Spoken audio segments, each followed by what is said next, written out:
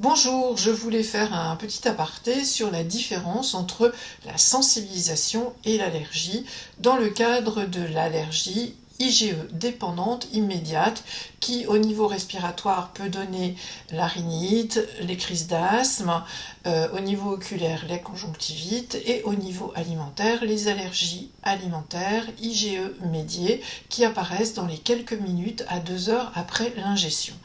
En effet, on n'affirme absolument pas une allergie sur des tests cutanés positifs et un bilan sanguin positif. Non, il faut absolument qu'il y ait une pertinence entre les tests positifs, qu'ils soient cutanés ou biologiques, et l'histoire clinique.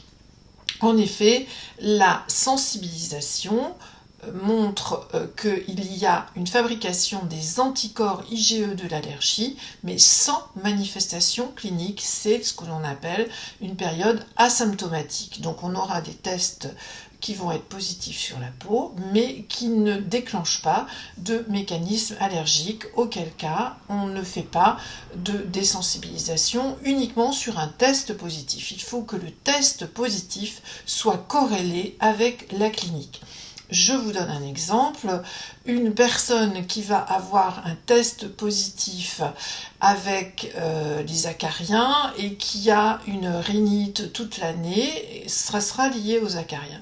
Par contre, si l'on a un test positif aux acariens et au pollen de graminées, mais que la personne n'a absolument aucun symptôme pendant la période estivale, on va prévenir la personne que elle est pour l'instant allergique aux acariens et asymptomatique aux graminées, sensibilisé aux graminées, et que cela pourra dans l'avenir devenir une allergie au fur et à mesure du contact.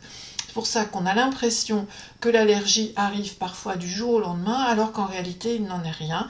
La période de sensibilisation préalable peut durer quelques mois, voire quelques années, c'est-à-dire qu'on peut avoir un chat, un chien, pendant des années et n'avoir aucun problème, alors que les anticorps IgE se fabriquent et qu'arrivé à un moment, on devienne allergique.